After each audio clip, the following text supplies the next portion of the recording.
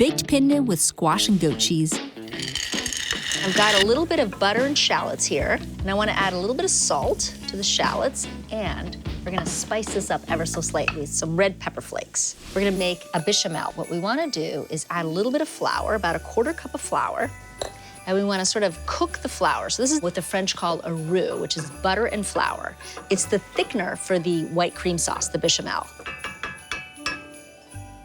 I add 4 cups of whole milk. So this bechamel, this white cream sauce, it needs the fat from the milk. So it's best that you use whole milk if possible. So you want to make sure that the milk is room temperature. What you don't want is cold milk out of the fridge because it seizes up and then you don't get a nice smooth mixture from your bechamel. While I wait for that to thicken slightly, I'm going to start with my delicata squash. I think it's very sort of holiday and fall, and it's not so big and it's not so hard to cut through. You know, butternut squash is awesome and I love it, but it can be a little more labor intensive because you gotta peel it and do all of that. So what we wanna do is just take the seeds out from the center. See, it's so much easier to clean and work with.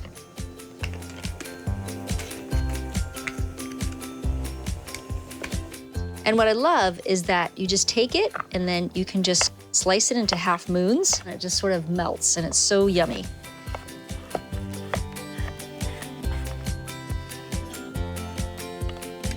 We're gonna start adding our mozzarella, and we're gonna add about 1 cup of the mozzarella, and then the rest of the mozzarella, we're gonna hold on to it because we're gonna sprinkle it on top of the dish. So, about 1 cup, so we'll leave the rest of the mozzarella here, and we're gonna also add the goat cheese. And what I love, the goat cheese is nice and tangy and tart, and so it's gonna work really well in here.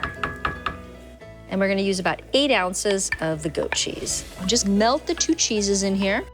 Goat cheese is melted. Let's take a look at the pasta, just see if it's cooked.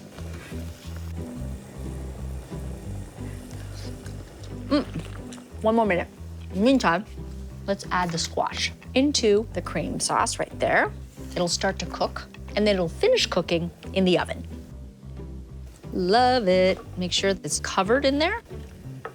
Okay. So now, let's add the pasta.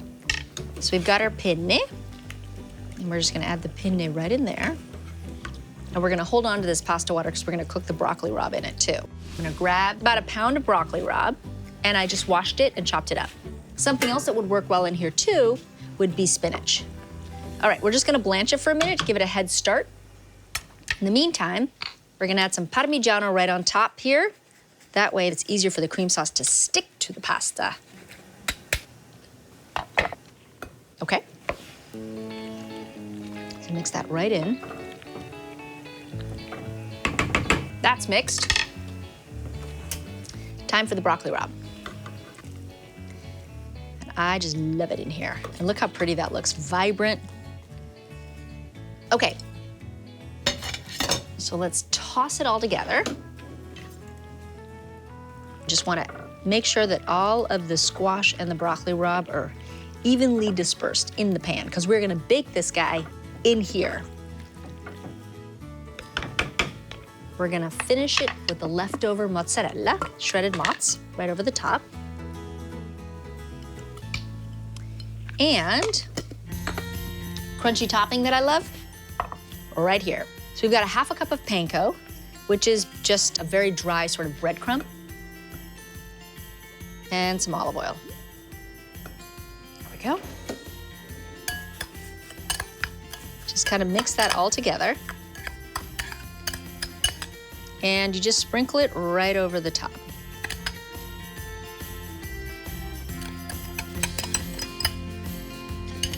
And just because I can, I'm gonna add a little more cheese to the top.